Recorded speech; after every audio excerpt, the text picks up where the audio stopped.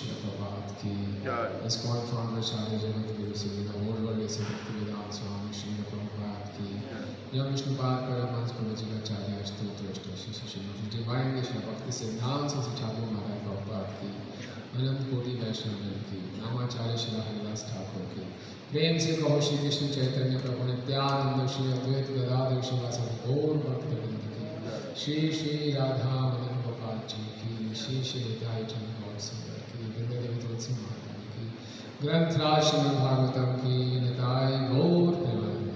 All glories to the assembled devotees, all glories to the assembled devotees, all glories to the assembled devotees, all glories to Shishya Guru and Gauranga, all glories to Srila Prabhupada ki jai. Om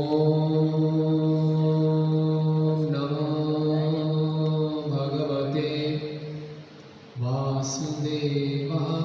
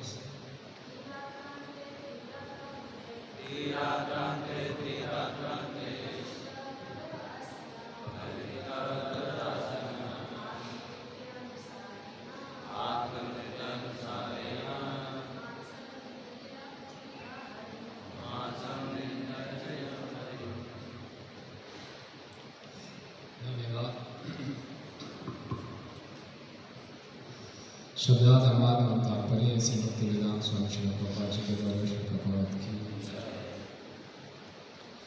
की तीन रात्रांते रात बीतने पर तीन रात्रांते रात बीतने पर कपितक बदर कैथा तथा वेद अशना खाते हुए आत्मवृत्ति शरीर पालने के लिए व्यवहार अनुसारेण आवश्यक या न्यूनतम मासम एक माह निर्णय बीत गया अर्चयन पूजा करते हरिम भगवान ध्रुव महाराज ने पहले महीने में अपने शरीर की रक्षा निर्वाह हेतु हर तीसरे दिन केवल कैथे तथा बेर का पूजन किया और इस प्रकार से भगवान की पूजा को आगे बढ़ाते हैं। तात्पर्य कपितत्व एक फल है जो हिंदी में कैथा कहलाता है। इसके फल प्रायः बंदर खाते हैं। इसे मनुष्य कम ही खाते हैं, किंतु ध्रुव महाराज ने स्वाद की तृप्ति के लिए नहीं वरन शरीर के निर्वाह के लिए ऐसे फलों को ग्रहण करना स्वीकार किया। शरीर को भोजन चाहिए, किंतु भक्त को चाहिए कि जीव की तुष्टि के लिए भोजन ना करें। भगवद गीता में आदेश है कि शरीर को स्वस्थ रखने पर धन के लिए ही भोजन किया जाए, विलास के लिए नहीं। ध्रुव महाराज आचार्य थे, किंतु तपस्या करके वे हमें शिक्षा देना चाहते थे कि भक्ति किस प्रकार की जाए।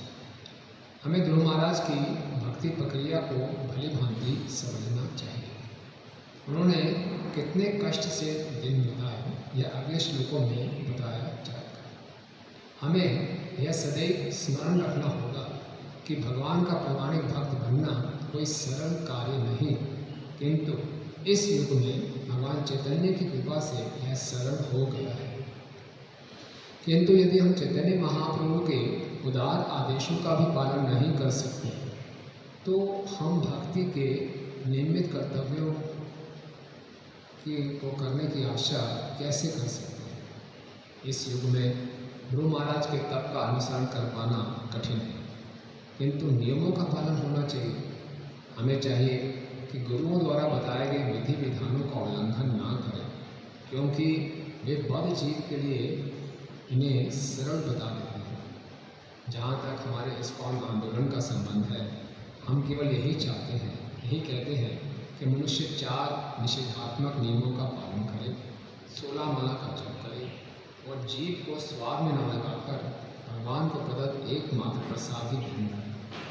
इसका यह अर्थ नहीं है कि यदि हम उपवास करें तो भगवान भी उपवास करें, भगवान को अच्छे से अच्छा भोग चढ़ाएं, किंतु हमारा उद्देश्य अपने स्वाद की पूर्ति करना नहीं होना चाहिए। जहाँ तक संभव हो सादा भोजन ग्रहण करें, जिससे भक्ति करने के लिए शरीर निर्वाह हो सके।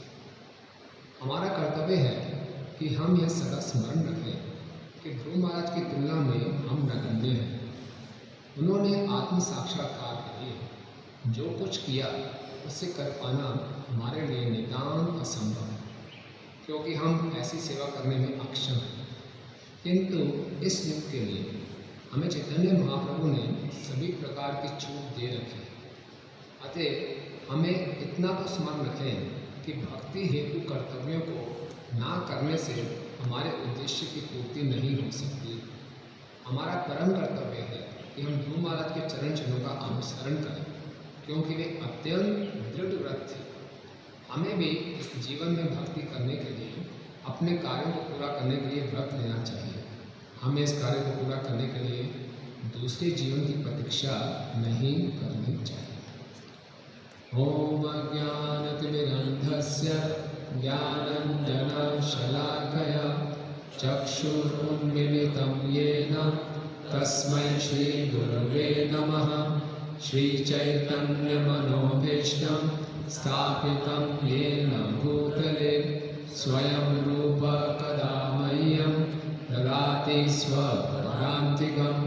वन्देऽहं श्रीगुरु श्रीयुतापदकमलं श्रीगुरुन् वैष्णवांश्च श्रीरूपं साग्रजातं सहगण रघुनाथान्वितं तं सजीवं साद्वैतं सावधूतं हरिजनसहितं कृष्णचैतन्यदेवं श्रीराधाकृष्णपादान् सहगण ललिता श्रीविशाखान्वितांश्च हे कृष्ण करुणा सिन्धु दीनबन्धु जगत्पते गोपेश गोपिकान्त राधाकान्त नमस्तुते तप्तकाञ्चन गौराङ्गी राधे वृन्दावनेश्वरी वृषभानुसुते देवी प्रणमामि हरिप्रिये वाञ्छाकल्पतरुभ्यश्च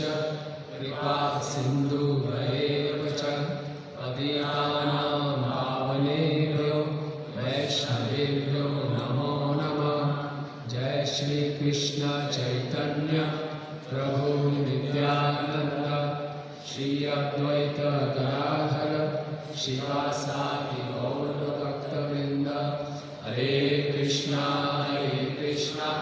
कृष्णा कृष्णा हरे हरे हरे राम राम राम हरे हरे। नमो विष्णुपादाय कृष्ण पृष्ठाय भूतले श्रीमते भक्ति वेदांत स्वामिनिति नामिने। नमस्ते सारस्वते देवे गौरवाणी प्रचारिणे निर्विशेष शून्यवादी पाश्चात्य देशधारिणी।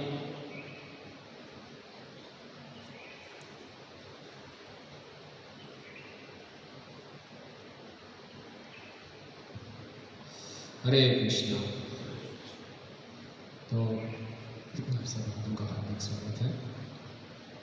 तो कल हमने चर्चा की थी किस प्रकार से ध्रुव महाराज का अपमान किया गया, फिर सुनीति ने उनको अच्छा परामर्श दिया, स्मृति के चरित्र के बारे में चर्चा की और कैसे नारद मुनि जी ने ध्रुव महाराज की परीक्षा की और फिर नारद मुनि को कह देते हैं आप वन में चाहिए यमुना के तट पे। और नारद मुनि उनको अष्टांग योग के विषय में बताते हैं और फिर बताते हैं कि आपको भगवान का एक विग्रह बना के भगवान के विग्रह पर ध्यान रखना है। बहुत सुंदर भगवान के योग का वर्णन करते हैं। श्लोक संख्या 46 आप देख सकते हैं। श्लोक संख्या 46 में बता रहे हैं तरुणम रमणीयांगम अरुण कोष्ठ इक्ष अधरम प्रणता शयनम निर्मणम शरण्यम करुणानम। तरुणम रमणीय अंगम, भगवान के जो अंग हैं सभी के सब बहुत तरुण है। भगवान हमेशा तरुण अवस्था में रहते हैं, इसका अनुवाद है भगवान का रूप सदैव युवा अवस्था में रहता है। उनके शरीर का अंग प्रत्यंग सुगठित एवं दोषरहित। उनके नेत्र तथा होठ उत्तीमान सूर्य की भांति गुलाबी से हैं। वे शरणागतों को सदैव शरण देने वाले हैं और जिससे उनके दर्शन का अवसर मिलता है वह सभी प्रकार से संतुष्ट हो जाता है। दया के सिंधु होने के कारण भगवान शरणागतों के स्वामी होने के योग्य है। प्रणता शरणम निर्मलम शरण्यम करुणानम। प्रणता शरण्यम, जो उनके शरणागत होते हैं उनको वो शरण देते हैं। वास्तव में वो शरण्यम है, जिनकी शरण में जाया जा सके। तो प्रभात तात्पर्य बहुत सुंदर लिखते हैं। प्रभात लिखते हैं कि समर्पण की प्रणाली पहले से विद्यमान है किंतु यह कभी भी पूर्ण नहीं, क्योंकि जिस व्यक्ति या संस्था को हम समर्पण करते हैं वह अपूर्ण है और अनेक चरम प्रयोजनों के कारण हमारा समर्पण भी अपूर्ण है। फलतः इस भौतिक जगत में ना तो कोई किसी के समर्पण को स्वीकार करने का सुपात्र है और ना कोई अभी तक पूर्ण रूप से समर्पित होता है। इस संसार में ना तो कोई शरण्य है जिसकी शरण में जाया जा सके और ना कोई शरण लेता है। ना तो कोई शरण लेता है ना कोई शरण लेने योग्य है। केवल कृष्ण ही शरण्य है, उन्हीं की शरण में जाना चाहिए। और इस ढंग से ध्रुव महाराज की वो श्रद्धा इसी ढंग से देते हैं। भागवतम के आदेश करने भी उद्धव जी भगवान से प्रार्थना करते हैं तस्मात् भवन्तम अनुवद्यम अनंतपारम सर्वज्ञमीश्वरम अकुंठ विकुंठ तीक्ष्णम निर्विण्ण निर्वण्णधि अहं मोहे वर्जिनोऽभितृप्तो नारायणं नरसिंहं शरणं प्रपद्ये। बोले हे भगवान, इस संसार में बहुत से स्वामी हैं, लेकिन आप पूर्ण स्वामी हैं, क्यों? आपके अंदर 5 विशेष गुण हैं। अनवद्यम, आप दोष रहित और अनंत पार, आप समय और स्थान की परिधि से परे हैं। सर्वज्ञ, आप सब कुछ जानते हैं। ईश्वर, आप परम नियंता हैं, हमें सुरक्षा प्रदान कर पाएंगे। अकुंठ विकुंठ धीषणम, आपकी सेवा करके भगवत धाम जाना सुनिश्चित है। ये 5 विशेष गुण हैं। और मैं क्या हूँ? निर्वण्णधि अहम मोहे वर्जिनोऽभितृप्तो, मैं इस संसार से उब गया हूँ। संसार के 3 तापों से मैं उब गया हूँ। नारायणम नरसखम शरणम प्रपद्ये, आप तो सबके सखा हैं, नारायण हैं, मैं आपकी शरण में जाता हूँ। तो वास्तव में भगवान ही पूर्ण स्वामी हैं, भगवान ही शरण में है, भगवान की शरण में ही जाना चाहिए। तो ये उन्होंने बताया। तो फिर नारद मुनि जी उनको बताया कि भगवान के विग्रह पे ध्यान लगाना है। तो भगवान के विग्रह में ध्यान लगाना है तो प्रभुपाद जी बहुत सुंदर लिखते हैं। प्रभुपाद जी लिखते हैं, यदि कोई भगवान के शारीरिक स्वरूप पर केंद्रित रहता है तो उसकी अधोगति नहीं होती, उसका फॉल डाउन नहीं होता। जो भगवान के सुंदर अंगों पर ध्यान लगाता रहेगा उसका पतन नहीं होगा, तो भगवान से आकर्षण उसका बढ़ता है। इतनी विशेष बात है। तो इसलिए ध्रुव महाराज को आज्ञा दी कि आप अष्टांग योग कीजिए और भगवान के रूप पे ध्यान लीजिए और साथ में ओम नमो भगवते वासुदेवाय का मंत्र जपिए। ये सारी शिक्षाएं देके ध्रुव महाराज चल पड़ते हैं। फिर नारायण सोचते हैं चलो देखते हैं उत्तानपाद जी से मिलकर आते हैं, उत्तानपाद जी क्या है। तो उत्तानपाद के पास जाते हैं। उत्तानपाद का मुंह सूखा हुआ है, बहुत परेशान है। तो नारायण पूछते हैं भाई क्या हो गया, घर मर्द काम ठीक चल रहा है कि नहीं चल रहा? बोले कुछ ठीक नहीं चल रहा। मैं तो कितना बहुत पश्चाताप करते हैं, मैं अपनी पत्नी से आसक्त होकर मैंने ध्रुव महाराज का इतना अपमान कर दिया। बेचारा मेरा बेटा कहाँ 5 साल का बेटा जंगल में होगा, भेड़ उसको खा गए होंगे, भूखा प्यासा होगा, फिर जीवित होगा कि नहीं होगा। किसी 5 साल का बच्चा राजकुमार, ऐसा नहीं कि कोई जिसको सुविधाएं प्राप्त नहीं, राजकुमार था और जंगल में चला गया 5 साल का बच्चा। कितनी संभावना है कि वो जीवित रहेगा, बहुत मुश्किल है। लेकिन मैं कितना कठोर हृदय का हूँ। नारद मुनि मुस्कुराए, कोई चिंता मत करो, भगवान उनकी रक्षा कर रहे हैं। और प्रभुपाद जी कहते हैं विश्व के किसी भी कोने में अगर कोई भक्ति कर रहा है, ऐसा नहीं हो सकता कि वो असुरक्षित रहे, भगवान हमेशा सुरक्षित करते हैं। ये कितनी विशेष बात है। प्रभुपाद जी का कॉन्फिडेंस है, प्रभुपाद जी का साक्षात्कार है। प्रभुपाद जी चले गए जंगल में, नहीं गए प्रभुपाद जी 70 साल की उम्र में। ध्रुव महाराज ने 5 वर्ष की आयु में इतना रिस्क लिया, प्रभुपाद जी ने 70 वर्ष की आयु में इतना बड़ा रिस्क लिया। प्रभुपाद जी जाने लगे थे, श्रीमती मुरार जी कह रहे थे अरे बूढ़े हो मर जाओगे, न्यूयॉर्क में बहुत ठंड होती है। प्रभुपाद बोला कोई दिक्कत नहीं, मैं जाऊँगा। उनका भी कोई संभावना नहीं थी कि जीवित वापस आ जाएंगे। प्रभुपाद को पूरा विश्वास था अगर कोई भी कहीं भक्ति कर रहा है तो भगवान जरूर उसकी रक्षा करेंगे। एक बार काफ़ी साल पहले एक युवा अपना जीवन समर्पित करना चाह रहा था, तो समर्पण से पहले कन्फ्यूजन रहता है, करूँ ना करूँ, करूँ ना करूँ, क्या होगा, भविष्य ठीक होगा कि नहीं होगा, ये सब प्रश्न हृदय में रहते हैं। तो हम लोग मुझे गोपालकृष्ण महाराज को विदेश जाने के एयरपोर्ट छोड़ने जा रहे थे, वो लड़का भी साथ में था। जाके देखा फिर से महाराज मेरे डर लग रहा है करूँ ना करूँ। तो महाराज जाते थे, बड़ी सुंदर बात बोली। महाराज ने बोला मैंने तो अभी तक ऐसा नहीं देखा कि किसी ने राधा रानी की शरण ली हो उसके साथ धोखा हुआ। इतने विशेष कॉन्फिडेंस से बोला किसी ने भगवान की शरण ली और राधा रानी की शरण ली उसके साथ धोखा हो, कभी नहीं धोखा हो। तो इसलिए भगवान ही शरण्य है और कोई संसार के प्रति शरण्य नहीं है। भगवान और भगवान के जो शुद्ध प्रतिनिधि हैं उनकी हमें शरण में जाना चाहिए। अन्यथा इस संसार में झूठी शरण लेते हैं, नौकरी करने के लिए, पैसा कमाने के लिए हमारे बॉस की शरण में लाते हैं, उसके पीछे हेतु होता है, हेतु होता है। और वो शरण हम सही ढंग से नहीं लेते, आधे अधूरे हृदय से लेते हैं, मन माने हृदय से नहीं लेते, जबरदस्ती को लेना पड़ता है। लेकिन भगवान के साथ हृदय से हम अपने आप को सम्मान कर सकते हैं।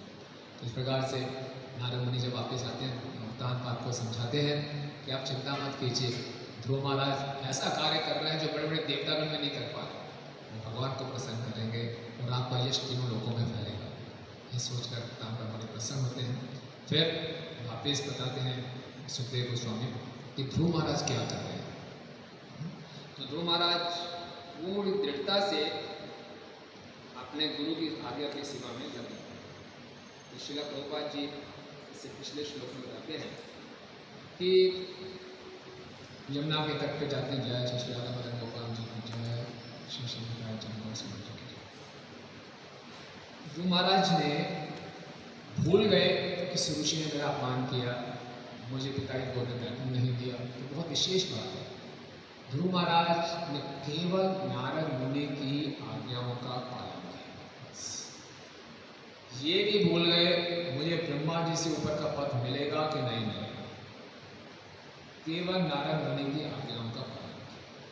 तो यहाँ श्रीला प्रभुपाद जी लिखते हैं, श्रीला विश्वनाथ ठाकुर जी का यही उपदेश है, यदि हम भगवान के धाम को वापस जाने में सफल होना चाहते हैं तो हमें गुरु के आदेशों के अनुसार गंभीरता पूर्वक कार्य करना चाहिए। सिद्धि का यही मार्ग है। सिद्धि प्राप्ति के विषय में तनिक भी चिंता नहीं होनी चाहिए। मैं जाऊंगा नहीं जाऊंगा, ध्रुव महाराज जब तपस्या कर रहे थे ये चिंता नहीं थी, पागल थोड़ी बनना हुआ ना, पूरे जंगल में अकेला हूँ ये तो कह के चले गए मैं अकेला हूँ यहाँ पे, जो कोई बन जाऊँगा, चलो यार वापस चलते हैं। प्रभुपाद जी लिखते हैं ध्रुव महाराज वॉज नॉट फिकल माइंडेड। हम फिकल माइंडेड होते हैं, कर रहे हैं, काम करेगा नहीं करेगा है, बाकी से कोई कमी नहीं, मूर्ख बनना, छोड़ो यार क्या फर्क पड़ता है, वापस चलते। ऐसा नहीं, वापस भी आ सकते थे, सब खुश हुए, चलो बच्चा वापस आ गया, कोई नाराज होकर चला गया, फिर वापस आ गया नहीं। और ये भी नहीं सोचते मिलेगा नहीं मिलेगा, कोई संशय नहीं। नारद मुनि ने उपदेश दे दिया, उसका मैंने पालन किया। यही सिद्धि का मार्ग है। सिद्धि के विषय में चिंता नहीं करनी। ओके, ये क्योंकि जो गुरु के आदेशों का पालन करता है वह अवश्य ही सिद्धि प्राप्त करता है। हमारी एकमात्र चिंता यह होनी चाहिए कि गुरु के आदेश को कैसे पूरा किया जाए, ये चिंता होनी चाहिए। हम वो ना चिंता करके बोलते हैं भगवत हम जाऊंगा नहीं जाऊंगा, शुद्ध भक्त बनूंगा नहीं बनूंगा। अरे भैया आपको जो बताया गया वो कर रहे हैं कि नहीं कर रहे, उसकी चिंता नहीं। एक बार श्री प्रभुपाद से एक भक्त ही पूछा, Prabhupada go back to Godhead, go back to Godhead. Prabhupada ने रुके, that is not your business. भगवान भगवत धाम ले जाना मेरा काम है, आप अपना काम करो। अगर हम अपनी सेवा करते रहेंगे, अपने आज जो हमें आदेश में हम इसको पालन करें। प्रभुपाद जी आगे लिख रहे हैं, गुरु अपने प्रत्येक शिष्य को विशेष आदेश देने में दक्ष होता है, और यदि शिष्य उस आदेश को कार्य रूप में परिणित कर देता है तो वह सिद्धि का मार्ग है। बस यही करना चाहिए। तो ध्रुव महाराज ने यही किया।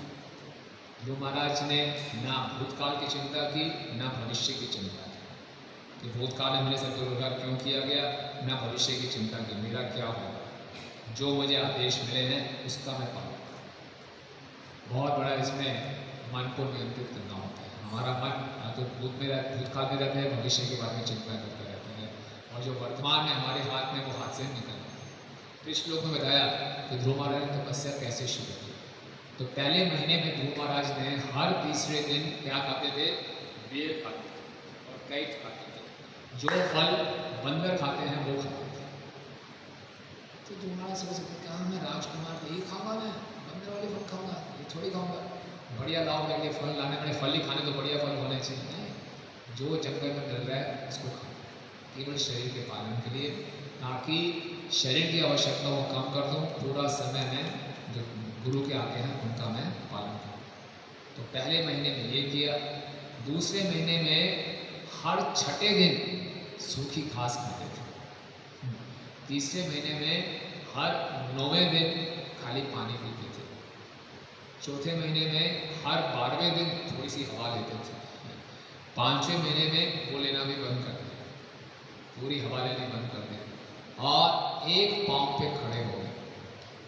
और एक पाँव पे खड़े हो गए, भगवान को अपने हृदय में बैठा लिया। भगवान को अपने हृदय में बैठा लिया। भगवान पूरे ब्रह्मांड के स्वामी हैं, इतने भारी हो गए, उन्होंने एक अंगूठा दबाया तो पूरा का पूरा पृथ्वी दब गई। और जब अपने शरीर के सारे जो छिद्र थे वो बंद कर लिए तो पूरे ब्रह्मांड में लोगों को घुटन महसूस होने लगे। ऐसा प्रभाव। श्रील प्रभुपाद जी लिखते हैं ये वही ध्रुव थे जिनको उनकी सौतेली माँ ने पिता की गोद में नहीं बैठने दिया, और वही ध्रुव हैं अपने एक अंगूठे से पूरे ब्रह्मांड को हिला दिया। 5 साल के बच्चे हैं, कैसा परिणाम है? ये है शुद्ध भक्ति का परिणाम। प्रभुपाद जी कहते हैं एक शुद्ध भक्त पूरे विश्व की चेतना को बदल सकता है। कई बार हम लोग परेशान होते हैं, ये सिस्टम ठीक नहीं है, वो सिस्टम ठीक नहीं है, ऐसा होना चाहिए, वैसा होना चाहिए। हमें अपनी चेतना पे ध्यान देना चाहिए। अपनी चेतना में कम ध्यान देके हम बाहर की चीज़ों को एडजस्ट करने जा लगते हैं।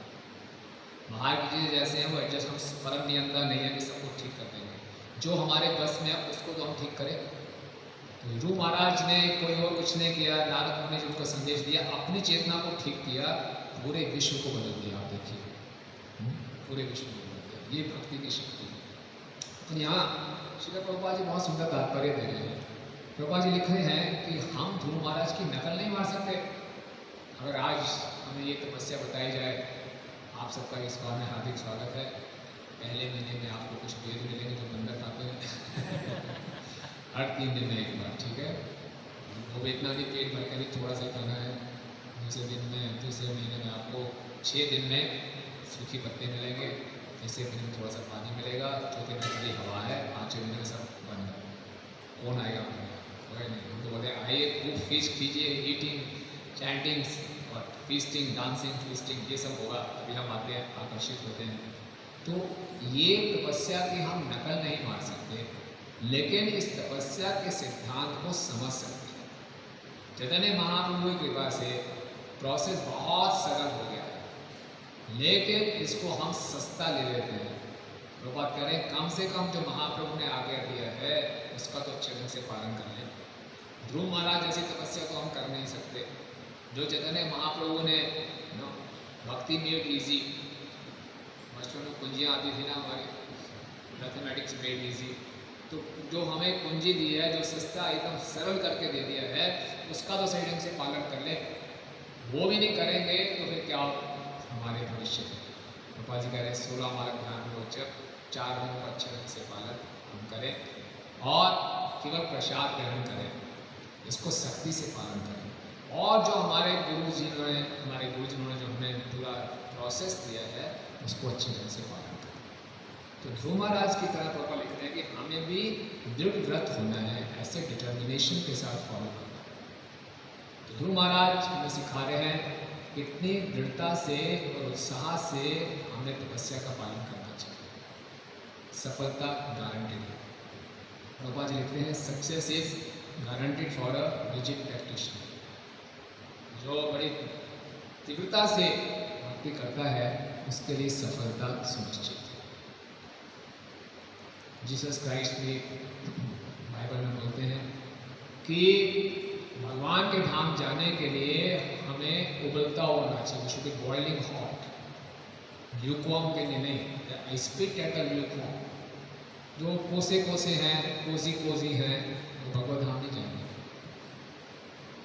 जीसस क्राइस्ट कहते हैं मैं उन पर थूकता हूँ।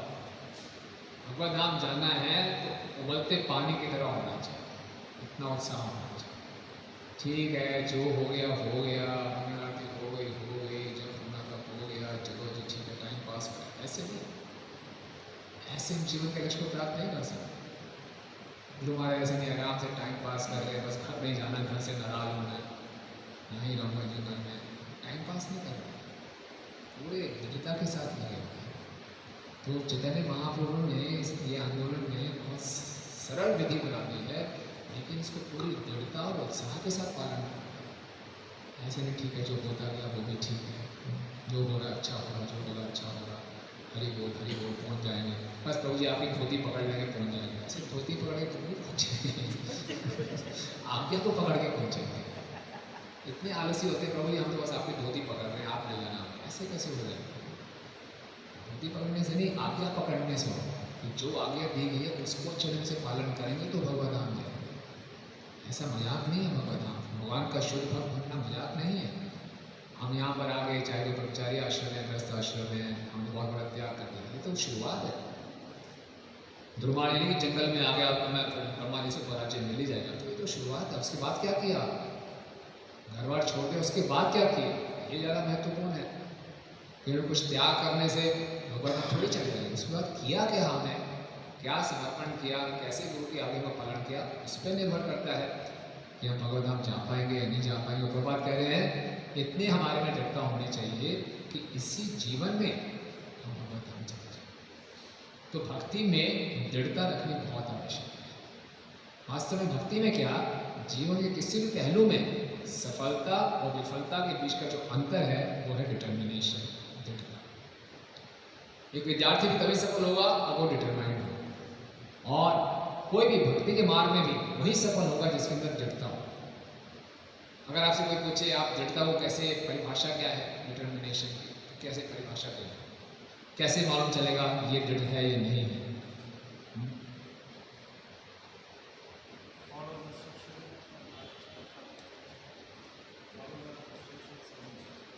Follow the instruction of the instructor. और बताइए।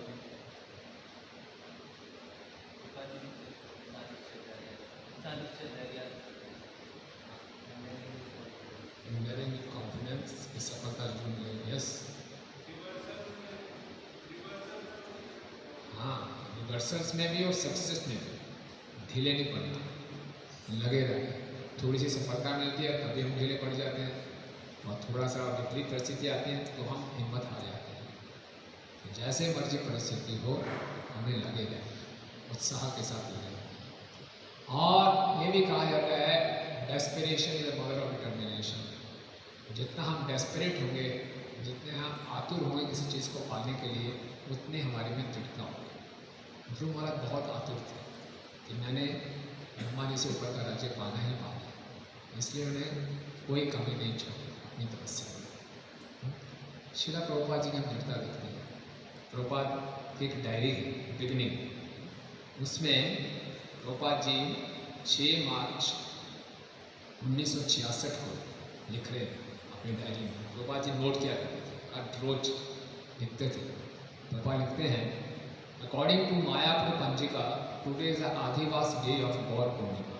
6 मार्च है, बोले आज आदिवास का दिन है। Devotees at Vrindavan and Navadvip are enjoying the celebration. Navadvip और वृंदावन में लोग उत्सव मना रहे हैं, आदिवास का उत्सव। I am here alone without any devotee companion. मैं यहाँ पे बिना किसी भक्त के अकेला हूँ। But I have come here to serve the Lord and not for personal happiness.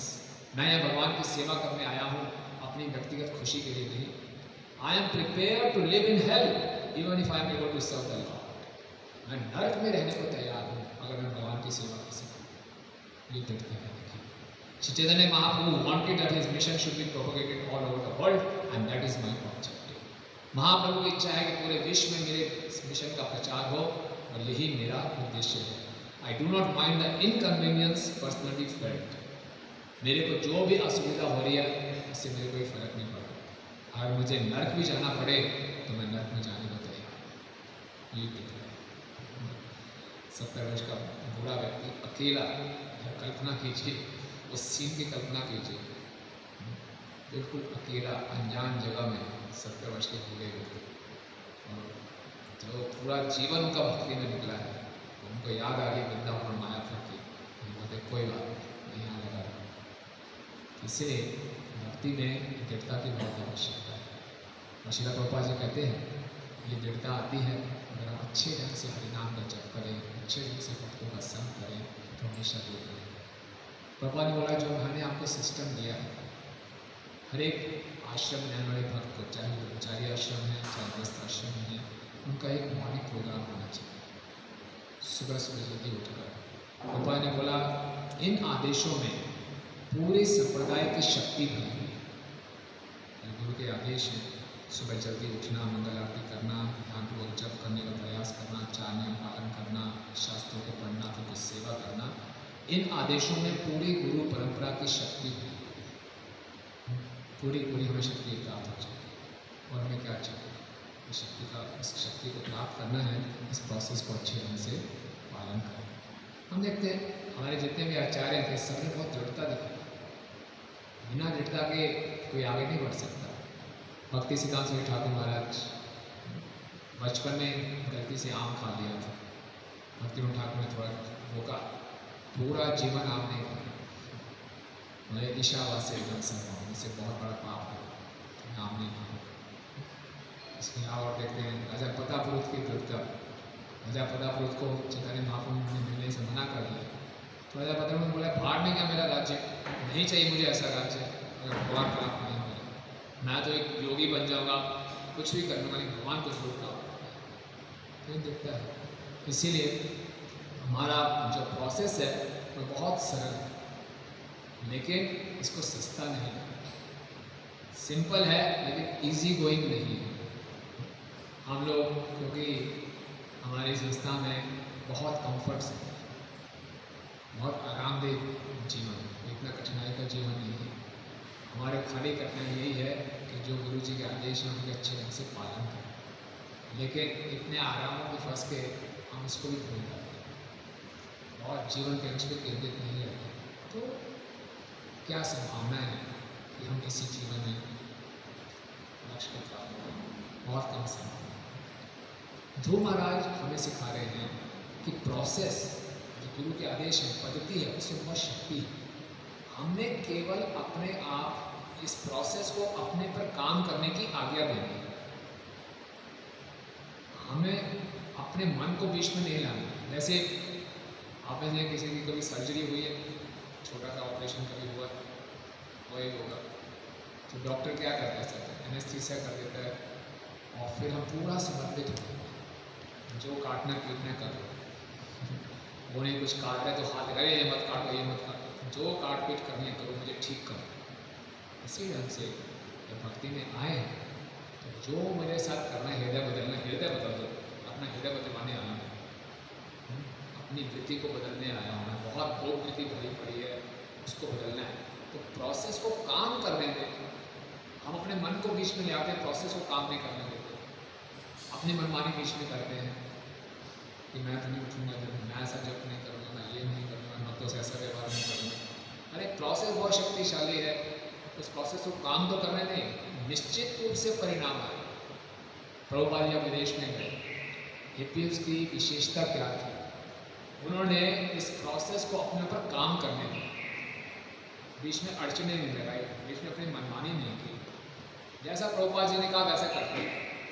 Prabhupada ji San Francisco में जगन्नाथ जी को स्थापित करके आए, फिर बाद में भारत आ गए, उनको पता ही नहीं था ये कौन है, और प्रभुपाद बोला ऐसे ऐसे कर देना, वो कर देगा ऐसे ऐसे, पता नहीं। बाद में चिट्ठी लिखे प्रभु जी है कौन मालूम नहीं है कौन है, हम कर क्या रहे हैं, लेकिन फॉलो करते हैं।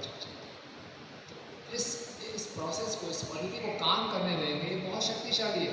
कितने उदाहरण है हमारे पास। बॉस्टन में वो क्रेजी पीटर आते थे, पागल थे एकदम, जैसे लगते थे। तो सतस्वरूप महाराज ने चिट्ठी लिखी शिला प्रभुपाद जी को, एक ऐसा पागल सा व्यक्ति आता है, पैर सामने खोल के भगवान के सामने बैठ जाता है, क्या करें? भगवान ने बोला टॉयलेट करो, क्या हुआ, टॉयलेट कर लेते हैं। और यही क्रेजी पीटर बाद में क्या बन गए, श्रुताकृत प्रभु बन गए, इतने बड़े भक्त, सारे के सारे 6 गोस्वामी ग्रंथों को ट्रांसलेट कर। ये दिखाता है कि प्रोसेस में कितनी शक्ति है, इस विधि में कितनी शक्ति है, हरिनाम में कितनी शक्ति है, भागवतम में कितनी शक्ति है, श्रवण कीर्तन में बहुत शक्ति है। इस प्रोसेस को काम करना। हमारी ये तपस्या नहीं है कि हमें कहीं छोड़कर इस ढंग से ध्रुव महाराज की तरह पालन करना है, हमने केवल इस प्रोसेस को काम करने देना है, फिर परिणाम स्वतः ही।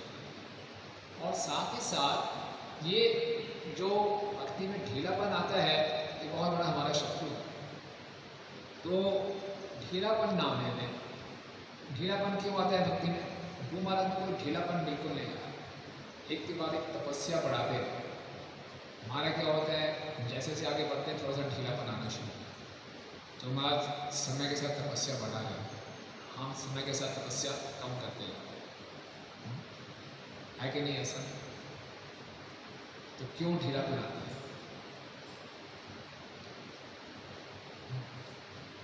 कम हो जाता है, श्रद्धा कम हो जाती है, श्रद्धा कम हो जाती है, नया नया होता है, थोड़ा उत्साह होता है।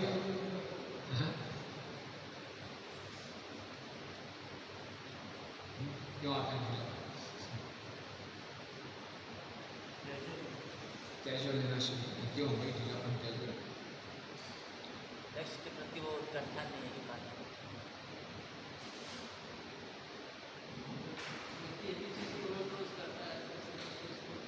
नयापन नहीं रहता, देख तो लिया, वही मंगल आरती है, वही गुरु लीला है, वही भागवतम फिलॉसफी है, सब तो पता चल गया। अब कितना बारी सुनेंगे की बात को, तो ढीलापन सा आ जाता है, एक अहंकार सा आ जाता है कि मैं तो सब जानता हूँ। नहीं, ये बहुत बड़ा शत्रु है। तो क्या करना चाहिए? जैसे जैसे भक्ति में आगे बढ़ रहे हैं, जिस प्रकार ध्रुव महाराज ने अपनी तपस्या को बढ़ाया, एक साधक को हमेशा अपनी तपस्या को बढ़ाते रहना चाहिए। तपस्या को नहीं बढ़ाएंगे तो माया के साथ युद्ध चल रहा है। माया तो अपना प्रभाव बढ़ाती है, जैसे जैसे समय बीतता जा रहा है माया और शक्तिशाली होती है, और हम एक पुराने उस पर लग रहे हैं कि जो हो गया इतना ही बहुत है। नहीं, इन्हीं जो हमारे कार्यों को बड़ी तीव्रता से करें।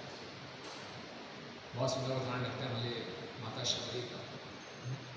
शबरी जी मतंग ऋषि के आश्रम में थी, और जब भगवान राम ने वनवास लिया तो पहले ही वर्ष में मतंग ऋषि अपना शरीर छोड़कर चले गए ऊंचे लोगों में, और अपने साथ अपने सारे शिष्यों को भी ले गए, और पीछे खाली शबरी को छोड़ दिया। बोले भगवान राम यहाँ जरूर आए, उनके दर्शन करके तुम भी आ जाओ। गुरु की आज्ञा थी, और बूढ़ी महिला पूरे आश्रम में अकेली, बस गुरु जी आज्ञा दे गए कि भगवान राम आएंगे इस आश्रम में जरूर। शबरी रोज सुबह उठती थी, आश्रम की सफाई करती थी, फल फूल तोड़ के लाती थी कि आज भगवान राम आएंगे। ये नहीं बता रही कब, पहले वर्ष में गए थे, भगवान राम आए 14वें वर्ष में। 13 वर्ष तक शबरी रोज यही करती थी, आज राम आएंगे, सफाई करूँगी, फल फूल तोड़ के रखूँगी, फिर आएंगे फिर आएंगे फिर आएंगे। 13 साल। आप सोचिए कौन कर पाएगा ऐसा? परिणाम आ नहीं रहा तो कोई भी हताश हो जाएगा। एक दो साल कर लेंगे, बोलो ठीक है जो फल फूल पड़े तभी देखेंगे, जब आएंगे तब मैनेज कर लेंगे। ये जाएगा नहीं, रोज कर लेंगे। और एक दिन भगवान राम आ, क्या उसको उत्साह हुआ, कितना उल्लास हुआ। और भगवान राम ने मिलते ही ये नहीं कहा शबरी मैं तुम्हारी तपस्या से बहुत प्रसन्न हूँ, मैं तुम्हें दर्शन देने आया हूँ। भगवान राम ने आते ही प्रश्न पूछा, किच्चित्ते निर्जा विघ्ना किच्चे बंधते तपा किच्चित्ते नियता क्रोधा आहारा च तपोधने। हे तपोधने, आपका धन क्या है? तपस्या। किच्चित्ते निर्जिता विघ्ना, क्या आपकी तपस्या के सारे विघ्न समाप्त हो गए? तपस्या के लिए विघ्न कौन से होते हैं?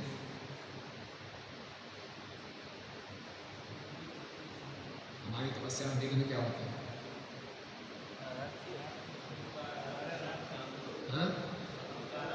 अहंकार, आलस, क्या वो खत्म हो गए? बेचारी वृद्ध महिला से ये पूछे 13 साल तक तपस्या की है, बोले आपके तपस्या के विघ्न समाप्त हो गए। कच्चिते वर्धते तपा, तपस्या बढ़ रही है कि नहीं बढ़ रही है? भगवान अपेक्षा करते हैं कि एक साधक को तपस्या बढ़ाती रहनी चाहिए। क्यों? शिव शिव हम आते हैं, शिव शिव में एक माला करना भी बहुत बड़ी तपस्या है। हम बढ़ाते हैं ना, 16 माला तक आ जाते हैं, फिर 16 माला भी तपस्या नहीं रखते। शिव शिव में सुबह जल्दी उठना बहुत तपस्या करती है, बाद में आदत बन जाती है, अपने आप में खुल जाती है। शिव शिव में 4 नियम पालन करना बड़ी तपस्या है, बाद में कोई फर्क नहीं पड़ता, तो यहाँ ढीलापन आ जाता है। लेकिन इसको और तीव्रता से और सूक्ष्म स्तर पे करना चाहिए। 16 माला कर रहे हैं, उसकी क्वांटिटी भी बढ़ा सकते हैं, उसकी क्वालिटी भी बढ़ा सकते हैं। 4 नियम कर रहे हैं, उसको और गहराई से कर सकते हैं, सूक्ष्म स्तर पे भी कर सकते हैं। तपस्या को बढ़ाना चाहिए। तपस्या को नहीं बढ़ाएंगे तो ढीलापन आता है, और माया द्वारा से अटैक करती है, हमारे पुराने संस्कार फिर जाने लगते हैं। इस तपस्या को बढ़ाकर हम अपने पुराने संस्कारों को रेजिस्ट कर सकते हैं। तपस्या नहीं बढ़ाएंगे तो पुराने संस्कार हम पे हावी हो जाएंगे। कच्चिते निर्जिता विघ्ना कच्चिते वर्धते तपा, और थोड़ा सटल हो रहे हैं। कच्चिते नियता क्रोधा, क्रोध पे नियंत्रण हो रहा है कि नहीं हो रहा? कई बार हम तपस्या करते तो अंदर क्रोध आना शुरू हो जाता है, फ्रस्ट्रेशन से होनी शुरू हो। फिर आहाराश्य तपोधने, अच्छा खाने की इच्छा भी कम हो रही है कि नहीं हो रही? ऊपर से वो तपस्या कर रहे हैं, अंदर से अच्छा खाने की इच्छा है, कम द्वादशी आएगी, बढ़िया खाऊंगा, एकादशी तपस्या कर ले, तो ये अंदर से भी ठीक हो रहा है कि नहीं हो रहा? तो फिर शबरी ने बोला आपके दर्शन हो गए, सभी तपस्याओं में मुझे फल मिल गया। तो कहने का अर्थ है ध्रुव महाराज हमें सिखा रहे हैं कि तपस्या में हमारा ढीलापन नहीं होना चाहिए। जो हमें विधि प्राप्त हुई है उसको बड़ी तीव्रता से करना है। कामो सर्व कामो व मोक्ष कामो धार्थी तीव्रेण भक्ति योगेन निहित दर्शन। जैसे मर्जी हमारी मंशा हो, लेकिन भक्ति की विधि को बड़ी तीव्रता से करना, ढीलेपन से नहीं। तो ध्रुव महाराज ने बहुत तीव्रता से भक्ति की, हालांकि वो भौतिक इच्छा के साथ आए थे, लेकिन भक्ति में इतनी शक्ति है, भगवान उनसे प्रसन्न हो। तो भक्ति को बड़ी तीव्रता से करना चाहिए और बड़ी दृढ़ता से करना चाहिए। उतार चढ़ाव इस संसार में आएंगे, लेकिन अगर हम भक्तों का संग सही ढंग से कर रहे हैं, श्रवण कीर्तन कर रहे हैं, तो दृढ़ता से लगा। हमारे जीवन में थोड़ी सी चीज़ें हमारे हिसाब से नहीं होती, हमारा उत्साह कम हो जाता है। उत्साह कम होते ही हमारी दृढ़ता कम हो जाती है। ये कैसे चलेगा काम? ऐसा नहीं है कि भगवान ऊपर से देख रहे हैं, जैसे फुटबॉल में होता है ना, फुटबॉल में टाइम आउट, अभी इस व्यक्ति का मूड खराब है, इसका टाइम काउंट मत करें, थोड़ा ढीला पड़ रहा है, इसको टाइम काउंट नहीं करें, इसका मूड खराब है, क्या करें? इसका मूड ठीक होने तो फिर से तपस्या शुरू करें। जैसा मर्जी ऊपर नीचे होता रहे, हमें इस भक्ति की विधि में पूरा श्रद्धा होना चाहिए। ये जो विधि है, ये सबसे बड़ी कृपा हमें प्राप्त हुई है, इसको हमें छोड़ना नहीं, इसको अच्छे ढंग से हम देखेंगे। ध्रुव महाराज ऐसा करेंगे तो भगवान उनके सामने प्रकट हो जाएंगे। सारे देवतागण चले जाते हैं भगवान के पास, ये क्या हो रहा है, हमारा दम घुट रहा है। तो भगवान बोलते चिंता मत करो, मेरा भक्त है जो बड़ी दृढ़ता से तपस्या कर, अभी जाके मैं उसको दर्शन दूंगा। तो भगवान बाध्य हो गए ध्रुव को दर्शन देने के लिए, और भगवान ने ध्रुव महाराज ने देखा कि भगवान सामने प्रकट है, तो भगवान ने अपना शंख उनके माथे पे छुआ, जिससे ध्रुव महाराज को पूर्ण रूप से शुद्धिकरण हो गया। और ध्रुव महाराज ने बहुत सुंदर सुंदर प्रार्थनाएं की भगवान के गुणगान, इसकी चर्चा कल करेंगे, कैसे भगवान के दर्शन होते हैं और क्या भगवान के साथ उनकी बातचीत होती है, कैसे वो अपने घर में वापस जाते हैं। बहुत सुंदर प्रसंग है, इसीलिए चैतन्य महाप्रभु के प्रसंग इतना प्रिय है कि ध्रुव महाराज की तपस्या को सुनकर हमारी भक्ति में आगे बढ़ने की इच्छा उत्पन्न होती है, हमारा भक्ति की विधि में श्रद्धा होती है कि हाँ, हम भी अगर थोड़े से दृढ़ रहे, दृढ़ता से भक्ति करेंगे तो हम भी सफल हो सकते हैं। हरे कृष्ण। कोई प्रश्न या टिप्पणी?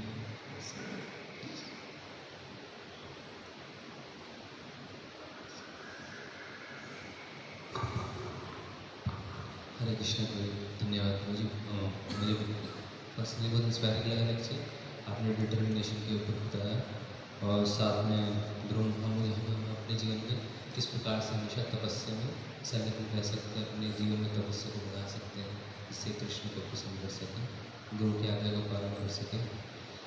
तो जी मेरा प्रश्न था, जिस प्रकार से एक इक्वेशन मतलब एक समीकरण है, भगवान खुद बोलते हैं ये यथामा प्रवर्तन्ते तापसितं भजामि, जैसा जैसा व्यक्ति मुझे सरेंडर करता है वैसे मैं रेसिप्रोकेट करता हूँ। प्रभुपाद जी भी कहते हैं, इसके कॉन्ट्रडिक्शन लगता है प्रभुपाद कहते हैं कि एक लेक्चर में कि अगर आप एक स्टेप आगे बढ़ेंगे तो भगवान 10 स्टेप कर लेते हैं। तो इसमें थोड़ा मतलब ऐसा मुश्किल लगता है कि जब हम 10 स्टेप बढ़ाएंगे तो भगवान का एक स्टेप लगता है, कभी ऐसा भी महसूस होता है। तो भगवान 10 स्टेप कैसे बढ़ाते हैं और व्यक्ति जीव आत्मा में एक स्टेप बढ़ा रहा है, भगवान 10 स्टेप बढ़ा रहे हैं, इस संदर्भ को कैसे आप कह रहे हैं कि प्रश्न ये है कि हमारा एक स्टेप तो भगवान का भी एक स्टेप होना चाहिए, आप ही कह रहे हैं, एक बात समझ रहे हैं। दूसरा, हमें लगता है कि हम 10 स्टेप लेते हैं, भगवान बहुत कम रेसिप्रोकेट करते हैं। तो हम क्या समझे कि भगवान ज़्यादा रेसिप्रोकेट करते हैं तभी जीवात्मा आगे बढ़ पाएगा, और भगवान तो दूसरा थियोरेटिकली मतलब प्रिंसिपली तो गीता में कह रही है तमाम प्रवृत्ति का और प्रभुपाद इस प्रकार कह रहे हैं। तो ये हमारा एक स्टेप होता है, हम तो छोटे से जीव हैं, लेकिन भगवान इतने खुश हो जाते हैं। कोई भी जीव जब निश्चय करता है कि मैं हरिनाम जप करूँगा, मैं गुरु की शरण में जाऊँगा, तो भगवान को बहुत प्रसन्नता होती है, भगवान बहुत आगे बढ़ते हैं। हमें दिखता नहीं है, हमें लगता है ऐसा होना चाहिए था, अभी तक नहीं हुआ, क्योंकि हम चाहते हैं कि भगवान वैसे ही रेसिप्रोकेट करे जैसा हम चाहते हैं। मैं ये करने जा रहा हूँ, भगवान ही करवा देना, नहीं हुआ तो भगवान रेसिप्रोकेट नहीं करे, हमें ऐसा नहीं। हमारी इच्छा पूरी नहीं हो रही, ऊपर आध्यात्मिक इच्छा ही पूरी नहीं हो रही, तो हमें लगेगा कि भगवान रेसिप्रोकेट नहीं कर, हमें ऐसी फीलिंग नहीं। लेकिन भगवान हमसे ज़्यादा बुद्धिमान है, हमसे ज़्यादा शक्तिशाली है, तो उनकी बुद्धि और उनकी शक्ति को पूरा विश्वास होना चाहिए। और अगर आप देखें ईमानदारी से, मैं देखूं अपने आप को, मैं तो डिज़र्व ही नहीं करता भक्ति में हूँ। और जैसे जैसे कि हम कुकर्म करते हैं भक्ति में रहते हुए, अभी गिरे अभी गिरे अभी गिरे, ये भगवान ने बचा के रखा है। देखेंगे तो इतने बारे हम रिस्क खतरे ले लेते हैं जो कि भक्ति के प्रतिकूल हैं, फिर भगवान ने हमें बचा के रखा, हमने बहुत अच्छा किया। एक वो एवरेटिव बैटरी याद है, बिल्ली निकल रही है, कैट हैज़ 9 लाइफ्स, बिल्ली के 9 जीवन मिलते हैं बेचारे, अभी मरी बेचारी, अभी मरी 9 जीवन उसको मिल जाते हैं। इसी ढंग से एक साधक है, वो इतने खतरे मोल लेता है अपनी भक्ति के साथ, गुरु के अवज्ञा हम करते हैं, कितने अपराध करते हैं, उसके बाद भी बचे हुए हैं, ये भगवान की कृपा है। ऐसा सोचना चाहिए, बहुत बड़ी कृपा।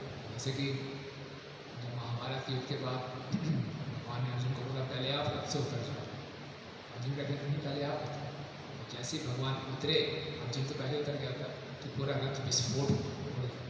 भगवान ने क्या बोला कि जितने भी धुआंधार ये धुरंधर थे, इन सबके अस्त्रों को उन्होंने रोक के रखा हुआ था। इसी ढंग से माया तरह तरह से हम पर आक्रमण कर रही है, भगवान ने हमें बचा के रखा। भगवान बहुत रेसिप्रोकेट कर रहे हैं, हम इतना नहीं दे रहे जितना भगवान और भक्त हमें दे रहे। हमें इसलिए लगता है, हम चाहते हैं जैसा मैं चाहता हूँ वैसा हो, वैसा नहीं हो रहा, हमारी योजनाएं कई बार सफल नहीं हो रही, तो हमें लगता है भगवान रेसिप्रोकेट नहीं कर रहे। भगवान के हायर प्लान, प्रभुपाद ने कभी ये नहीं कहा भगवान रेसिप्रोकेट नहीं कर रहे। 42 साल तक प्रभुपाद जी को सफलता नहीं मिली, भगवान ने एक बार भी ऐसा नहीं कहा कि आप रेसिप्रोकेट नहीं।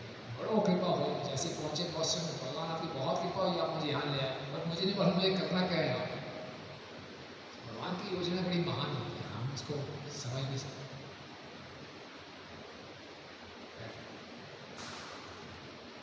आप कुछ नहीं समझ।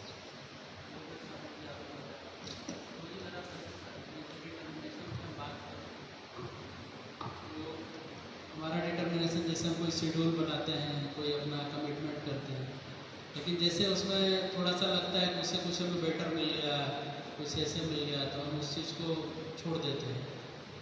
जैसे अभी खाने को लेके लिया आपने, तो हमने खाने में कुछ भाव लिया तो हम नहीं खाएंगे, लेकिन हमारे सामने बार बार आता है और ऐसा, तो हम उसको अवॉइड नहीं कर पाते। एक तो ये प्रश्न था, और दूसरा प्रभु जी की जैसे कंस था, तो कंस को डिटरमाइंड था कि अब देवी के पुत्रों को नहीं मारना है, बोलता भी है मैंने नहीं मारा, और जैसे जाता है उसको कोई सलाह देता है, कुछ ऐसे देता है, तो चेंज हो जाता है। तो ये 2 सिचुएशंस है, मुझे ऐसे बहुत सारे सिचुएशन होते हैं एक साधक के जीवन में, जो उसके डिटर्मिनेशन को बार बार कमज़ोर कर देते हैं, ऐसे संग या ऐसे सारी चीज़ें। और दूसरा कई बार गलत डिटर्मिनेशन भी होता है और सही डिटर्मिनेशन भी होता है।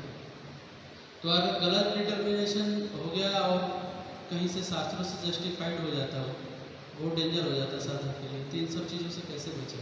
बड़े अच्छे प्रश्न हैं आपके कि हमारी दृढ़ता कैसे कमज़ोर पड़ती है, और गलत दृढ़ता, गलत जो चीज़ की दृढ़ता आ जाए, इसलिए बहुत ज़रूरी है कि सही संग में रहें, बहुत आवश्यक है। और नियमित रूप से भागवतम का श्रवण कीर्तन करते हैं तो बचे रहें।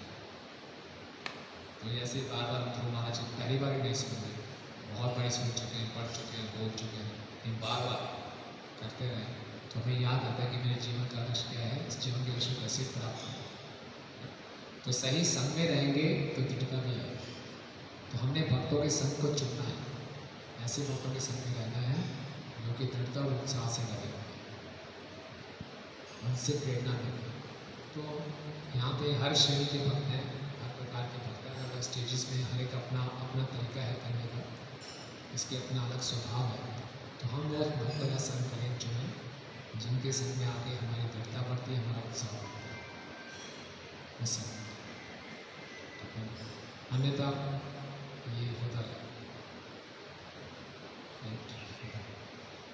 यस विकास।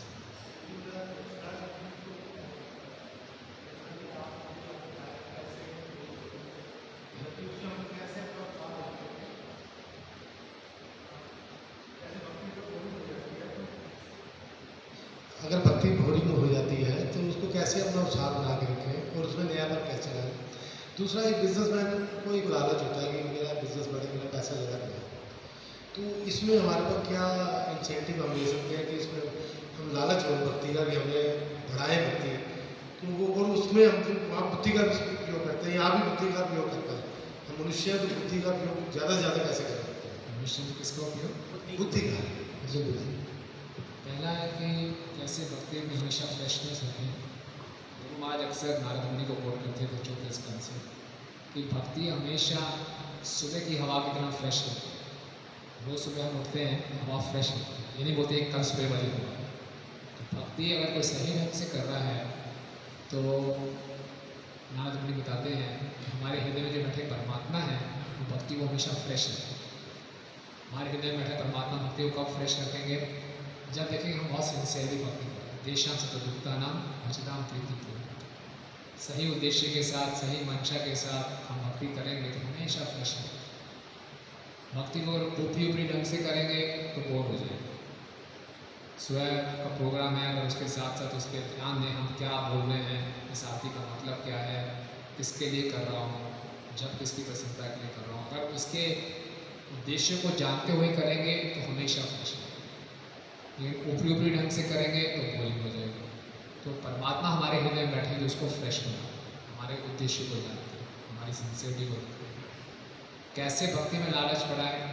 तो प्रत्यक्ष अवरोह धर्म सुसुखम कर्तुम अव्ययम, जितनी गंभीरता से हम भक्ति करेंगे उतना हमें रेसिप्रोकेशन मिलेगा, उतने हमें साक्षात्कार होंगे जो हमें और प्रेरणा देंगे मुझे और भक्ति में आगे। हम अपने वर्तमान आचार्य जी को देख सकते हैं, कितनी कठिनाइयों के बीच में वो लगे हुए हैं। क्यों? उनको कुछ दिख रहा है, कुछ मिल रहा है। स्वयं महाराज जी गोपाल महाराज थे, कितनी कठिनाइयों के बीच में लगे हुए। वो चाहे तो स्लो डाउन हो सकते थे, ठीक है, नहीं, अभी उसी उत्साह के साथ लगे हुए हैं कि कुछ मिल रहा है, उनकी लालच बढ़ती जा रही है। तो अगर भक्ति को सही ढंग से करेंगे तो उससे जो भगवान से हमें आदान प्रदान होता है उसमें हमारा लालच बढ़ता है, और चाहिए और चाहिए और चाहिए। ठीक है, रेसिप्रोकेट करते हैं भगवान, और वो उसको हमें एहसास करना चाहिए, उसी को इंसेंटिव। और बुद्धि का उपयोग किस तरीके से ज़्यादा से ज़्यादा? बुद्धि का उपयोग करना चाहिए कि कैसे अपने बिजनेस को आगे बढ़ाना है, कैसे भक्ति को आगे बढ़ाना है, कैसे गुरु की आज्ञा को और अच्छे ढंग से पालना है।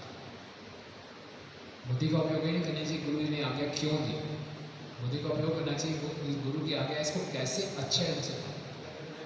नए मेथड। धन्यवाद। और कुछ कहना चाहिए? हाँ,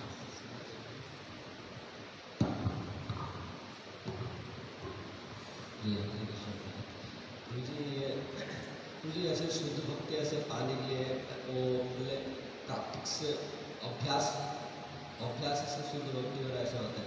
नहीं तो आप दूसरे ऐसे सुकृति से, ऐसे ध्रुव महाराज जैसे ये अभ्यास तो पहले अभ्यास कुछ नहीं किए नहीं थे, नागमुनि जैसे किए पहले उसको आगे ऐसे, तो ये पिछले जन्म की सुकृति से शुद्ध भक्ति मिलते हैं या मिले? प्रश्न यह है कि ध्रुव महाराज ने कोई प्रैक्टिस तो की नहीं थी, पहले सीधा ही शुरू हो गया, तो कैसे उनको इस तरह से कैसे शुरू हुई, ये क्या प्रश्न है? इसलिए शुद्ध भक्ति अगर प्रैक्टिस से होता है, पहले अभ्यास से ऐसा होता है, नहीं तो सुकृति से, पिछली जन्म सुकृति से ऐसे प्राप्त होता है। तो पिछले जन्म की सुकृति होती है, हमने पिछले जन्म में भक्ति की होती है, तभी भक्ति के प्रति आकर्षण होता है, तो वहाँ से हम शुरू करते हैं। लेकिन उसको किस स्पीड से आगे बढ़ाना है ये मेरी इच्छा नहीं है।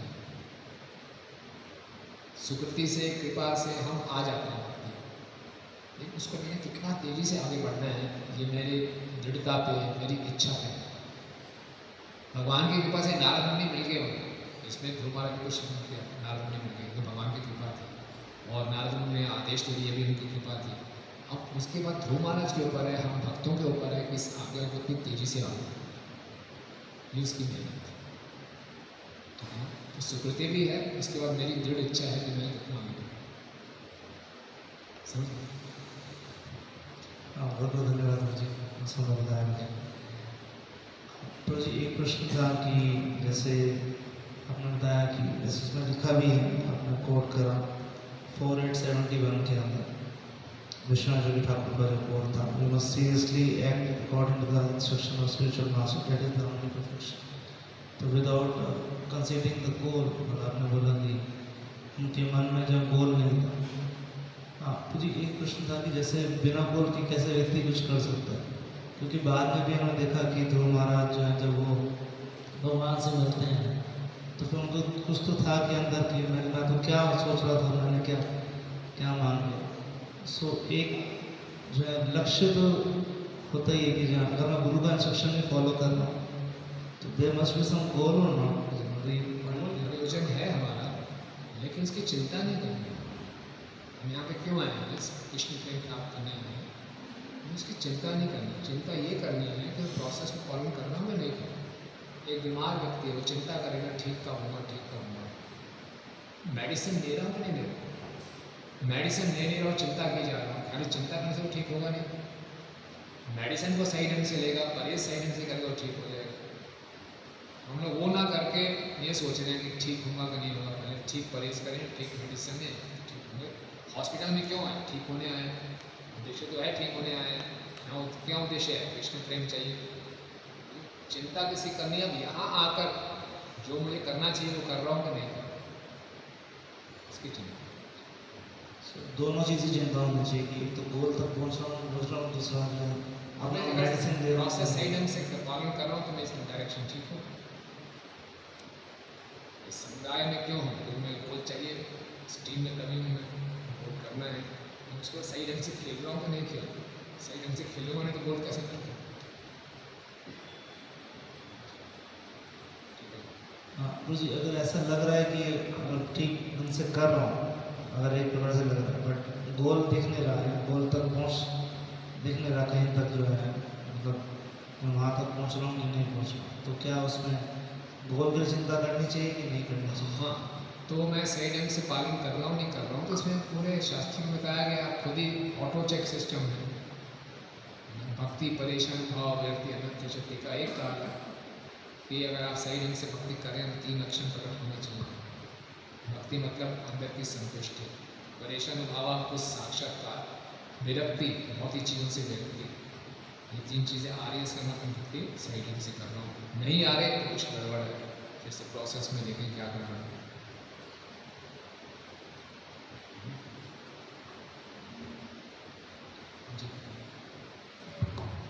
मम्मी जो बार बार सुनते हैं भक्तों का संग सही ढंग से करना, तो ये सही ढंग से करने का मतलब क्या?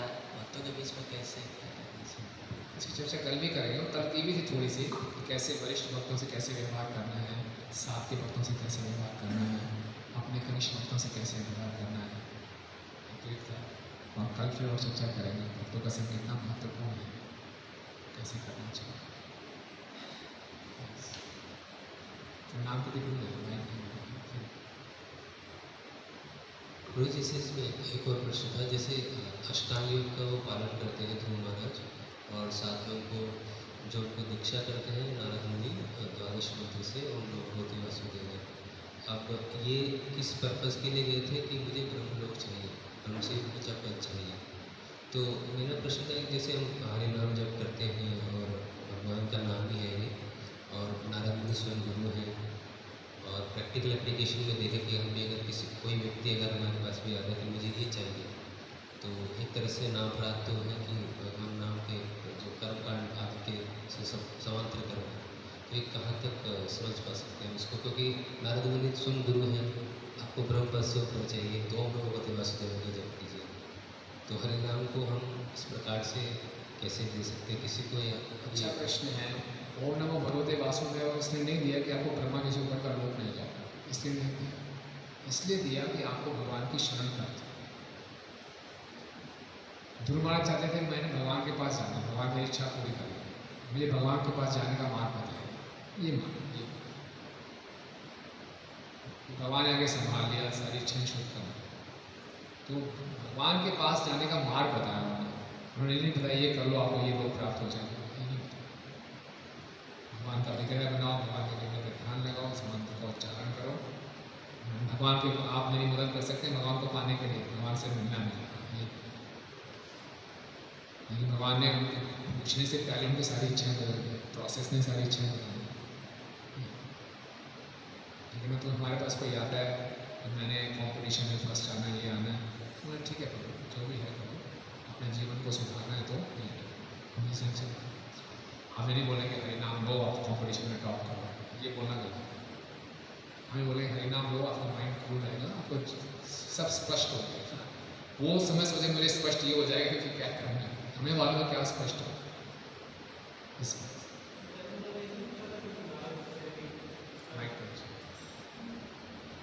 अजीत द्वारा बोल रहे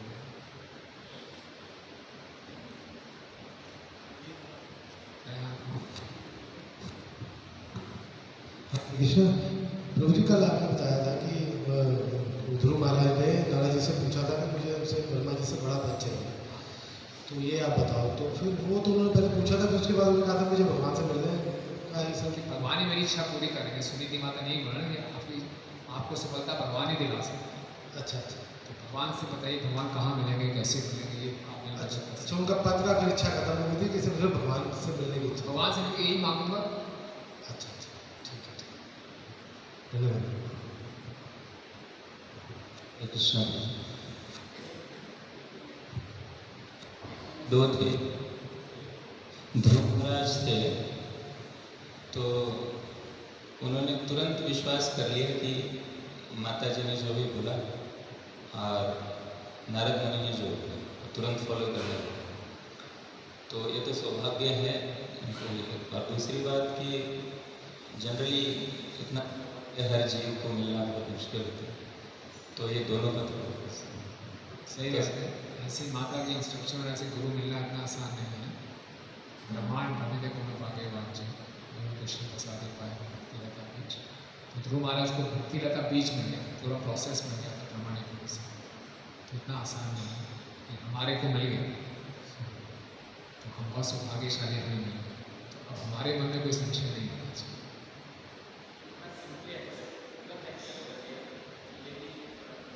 ध्रुव महाराज ने एक्सेप्ट कर लिया। ध्रुव महाराज बहुत सरल थे, बालक थे, मासूम थे।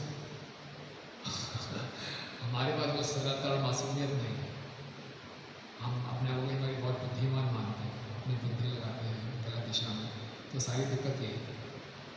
हम अपनी बुद्धि का ये उपयोग करते हैं कि प्रोसेस को कैसे रोके, कहाँ साधना में कटौती करूँ, कहाँ थोड़ा शॉर्टकट मारूँ। ध्रुव महाराज बुद्धि लगा रहे कैसे साधना को बढ़ाऊँ, हम थोड़ा ओवरलोड करके चलो यार हो गया ना, 16 वाला निपटा देंगे, ऐसा क्यों? तो हम इसलिए फंसे हैं। हमें प्रोसेस में गुरु के आगे हमें अटूट श्रद्धा नहीं, ये सरलता की कमी। सरलता की निशानी है। यस, प्रमाणिक गुरु मिल गया, उसे पूरा विश्वास होना चाहिए। अब क्यों डाउट है?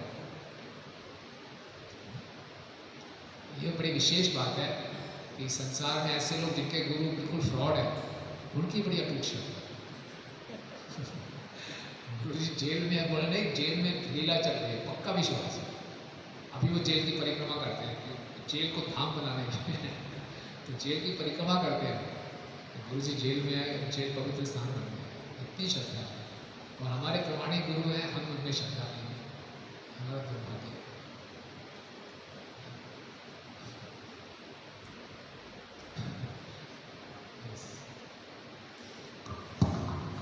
जैसे एक तात्पर्य में रूपा जी लिख रहे थे कि गुरु अध्यक्ष होते हैं शिष्य को इंस्ट्रक्शंस देने में, तो उसमें ऐसा लगा था पर्सनल इंस्ट्रक्शन की बात कर रहे थे गुरु जी। हम लोग के केस में कितना महत्व है इसका कि पर्सनल इंस्ट्रक्शन, और एक गुरु पब्लिक में भी इंस्ट्रक्शन देते हैं, फिर रूपा जी के बुक्स में भी इंस्ट्रक्शन है।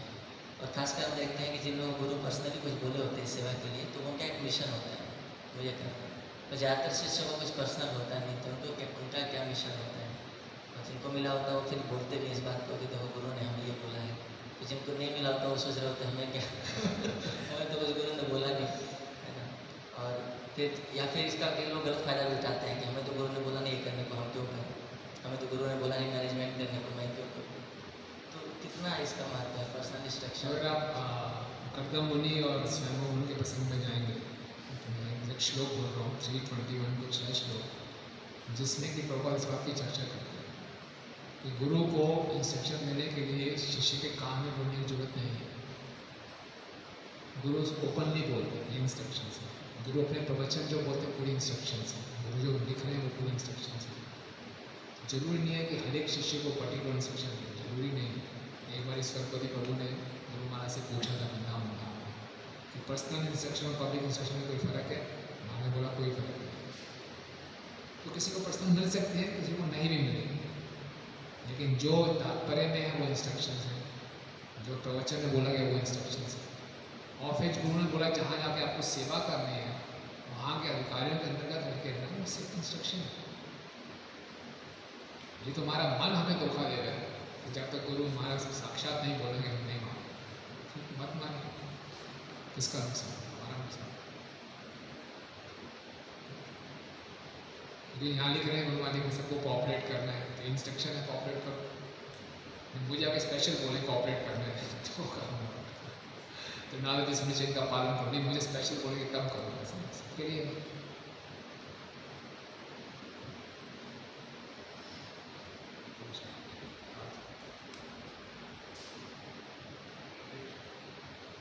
हरे कृष्ण प्रभु सर ने बताया कि हम ध्रुव महाराज की तरह तपस्या तो नहीं कर सकते, लेकिन फिर भी हमें अपने लेवल पर तपस्या धीरे धीरे बढ़ानी चाहिए।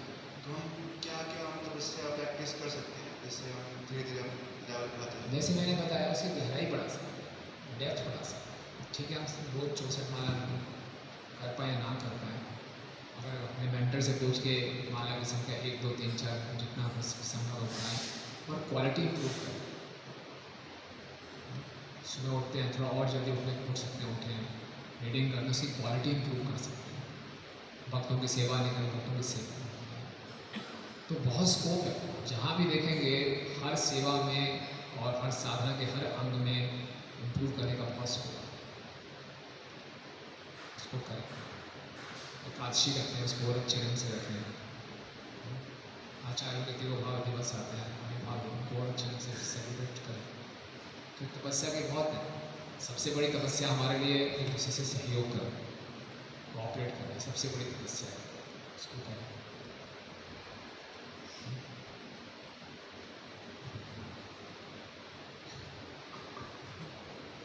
तो जी एक जैसे नेवर इन्फॉर्मेशन सा रहता है इसके अंदर, जैसे कृपा से तो सिद्ध है, तो साधना से जैसे बहुत कठोर लगता है कि बड़ा मेहनत वाला काम है, डिटर्मिनेशन बढ़ाना पड़ेगा, वो करना पड़ेगा। कृपा से जैसे जान हो गया, ऐसा जैसे उदाहरण किसी का ही उदाहरण हो गया, तो मतलब एस्पिरेशन जो है कृपा से भी ज़्यादा रहती है। तो थोड़ा इसमें इलैबोरेटली जो बताएंगे। कृपा से साधना से बोला जाता है, साधना से, लेकिन साधना करके भी हम कृपा को आकर्षित करते हैं। ऐसा नहीं कि अपनी साधना में इतनी शक्ति है कि हम भगवान धाम चाहें। हम कुछ साधना करते हैं भगवान की कृपा को आकर्षित करने के लिए। और जो कृपा सिद्ध हैं उनके उदाहरण बहुत कम है। उसके चक्कर में रहोगे, प्रभुपाद कहते हैं ऑनररी डिग्री मिल जाए कहीं से, नहीं मिली तो गए, फिर मैं पढ़ाई नहीं करूँगा, ऑनररी डिग्री मिल जाएगी तो पास हो जाऊँगा, नहीं मिली तो गए, ये भी नहीं। तो इसीलिए अपना उत्तम से उत्तम प्रयास करते रहें कृपा को आकर्षित करना। ये अपने अहंकार नहीं होना चाहिए, अपनी साधना के बल पर भगवत धाम जाएंगे, भगवत धाम जाएंगे या भक्ति में आगे बढ़ेंगे कृपा के बल, ये कृपा को आकर्षित करें, इसके लिए साधना। कोई lazy this movement is not for lazy and crazy.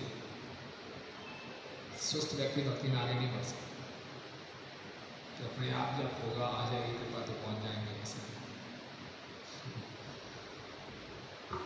तो कृपा से बनने के लिए भी साधना की आवश्यकता है। कृपा से बनने के लिए साधना करें, कभी नहीं होनी चाहिए इतनी अच्छी साधना की पहुँच के दिखाता हूँ। जितनी बड़ी साधना करने का हमारा एटीट्यूड ठीक नहीं है, भगवान कृपा ही नहीं करेगा। एक और था जी, जैसे रिवर्सल्स में आपने बोला कि डिटरमाइंड रहना, ये चीज़ आपने इंडिकेट की थी। आपने कुछ कहा था कि that is what it is called, कुछ बोला था। तो इसके लिए मुझे बहुत it requires so much faith, मतलब आप may be it's on level of निष्ठा और समथिंग लाइक दैट, कि रिवर्सल्स में डिटरमाइंड डिटर्मिनेशन ना रखें, तो दैट इज़ नॉट देयर। अगर वो नहीं है, इतना निष्ठा नहीं है, so then the sadhak is sure to fall down. That means तो मेरे में निष्ठा नहीं है तो रिवर्सल आगे तो मैं छोड़ दूँगा नहीं। अगर निष्ठा मैं स्तर पे नहीं हूँ मैं तो इसलिए भक्तों का संग है, मेरे से उन्नत भक्त है, वो संभाल लेंगे, उनकी शरण में जाऊँगा। यही तो भक्तों के संग में रहने की खूबी है कि अगर मैं अपने आप को नहीं संभाल पा रहा तो बाकी उन्नत भक्त मुझे संभाल लेंगे, उनके मार्गदर्शन में चलना मुझे। अंतिम प्रश्न। हरे कृष्ण प्रभु जी। प्रभु जी एक मेरा प्रश्न था, जैसे आपने बताया कि गुरु महाराज की इच्छा को कैसे समझें, तो एक बड़ी कॉमनली कई बार ऐसे सुनने को मिलता था, मिलता है जैसे जनरली कि गुरु महाराज की इच्छा है करना चाहिए, कि गुरु महाराज की इच्छा है करनी चाहिए। तो प्रभु जी इस चीज़ को कैसे समझें, मतलब क्या इसमें हमारा अपना होना चाहिए? हमें तो कोई डायरेक्ट इंस्ट्रक्शन है नहीं, और जनरली कोई भी भक्त इसको यूज करता है, ये गुरु महाराज की इच्छा है, ये गुरु महाराज की इच्छा है, तो इससे गुरु महाराज प्रसन्न होंगे, तो इसको हमें कैसे समझना चाहिए? वास्तविकता आप देख लीजिए वो क्या करवा रहे हैं आपसे। अगर गलत चीज़ नहीं करवाते तो प्रसन्न होंगे ही होंगे। आप सुबह जल्दी उठो तो तुम्हारे प्रसन्न नहीं होंगे, आप ये सेवा कर लो तुम्हारे प्रसन्न होंगे। सेवा सही है, सेवा करने से महाराज प्रसन्न होंगे। क्या करने को बोल रहे हैं वो महत्वपूर्ण होना, उल्टा सीधा काम करने को बोल रहे हैं तो फिर आप अपनी बुद्धि का उपयोग कीजिए कि जो उनकी आज्ञा गुरु साधु शास्त्र के अनुसार है तो निश्चित रूप से महाराज पसंद है। नहीं, उसमें कई बार गुरु जी अपने पर्सनल साधना और चीज़ों को कई बार थोड़ा कॉम्प्रोमाइज़ करना पड़ता है। जैसे मान लीजिए कई इंस्ट्रक्शन ऐसे होते हैं जो बहुत हैवी सेवा, बहुत सारे एंजाइटी, तो ऐसे में हमें क्या कोऑपरेट करना चाहिए या इसमें अपना भी दिमाग लगाना चाहिए, देखना चाहिए, या कुछ और भी चीज़ें को ध्यान रखना चाहिए? इच्छा तो पूरी ये रहनी चाहिए कि मैं सेवक हूँ, मैं सेवक हूँ, मुझे आज्ञा पालन करना है, लेकिन अच्छी साधना करना भी एक आज्ञा है। तो दोनों आज्ञा में कुछ कन्फ्लिक्ट हो रहा है तो खुल के बात करना चाहिए। ऑफ हैंड मना नहीं करना, ये संभव है, अपना पूरा प्रयास करना इसको करने का, लेकिन कुछ कन्फ्लिक्ट हो रहा है तो खुल के बात ओपन माइंडेड होना कर सकते, करना चाहता है। एट द सेम टाइम साधना को भी कंप्रोमाइज नहीं। जी, जैसे अभी गुरु महाराज भी गए थे, ही वॉज ऑफेंडेड और वो कुछ मटेरियलिस्टिक गोल के हिसाब से गए, और ये इवन बाहर भी देखा जाता है कि जो मटेरियलिस्टिक चीज़ें अचीव करने के लिए करते हैं वो लोग बहुत डिटरमाइंडली करते हैं और लगातार करते रहते हैं। इवन सिद्धि जो प्राप्त करना चाहते हैं वो लोग बहुत, लेकिन अभी हमें भी तो बहुत बड़ी चीज़ मिले लेकिन वो ठीक बात। तो ये श्रद्धा की कमी है, क्योंकि हम उस चीज़ को प्राप्त करना चाहते हैं जिसका हमें अनुभव नहीं है और जिसको देखा भी नहीं किसी को मिलते हुए इतना आसानी से। किसी ने IIT में एडमिशन लेने से देखा, उसको पड़ोस के लड़के को मिल गया तो चलो मैं भी करता हूँ। किसी को और सफलता मिली बहुत, उसको मिली चलो मैं कर सकता हूँ। यहाँ कोई जाता भी भगवत आप तो बताते हुए जाते हैं, वहाँ से खबर नहीं आती, फीडबैक नहीं आता, रिपोर्ट नहीं आती, पहुँच गया भैया मैं तो पता नहीं चलता गया नहीं गया कैसे गया, तो सारा इजी सा है, इसलिए हमें बहुत संशय है। तो यहीं पे श्रद्धा की बात है। श्रद्धा का मतलब ये है कि उस चीज़ में विश्वास करना जो हमने ना एक्सपीरियंस किए ना देखी, ये श्रद्धा। इसीलिए भागवतम बार बार पढ़ेंगे, बार बार सुनेंगे तो श्रद्धा बढ़ेगी। मैं नहीं मालूम गोलोक धाम कहाँ पे है, कैसे होता है, पढ़ के रुचि उत्पन्न करने का प्रयास करें। तो संसार में चीज़ें दिखती हैं, लोगों को साफ दिख रहा है, प्रत्यक्ष प्रमाण दिख रहा है, यहाँ शब्द प्रमाण है, तो ये फर्क है।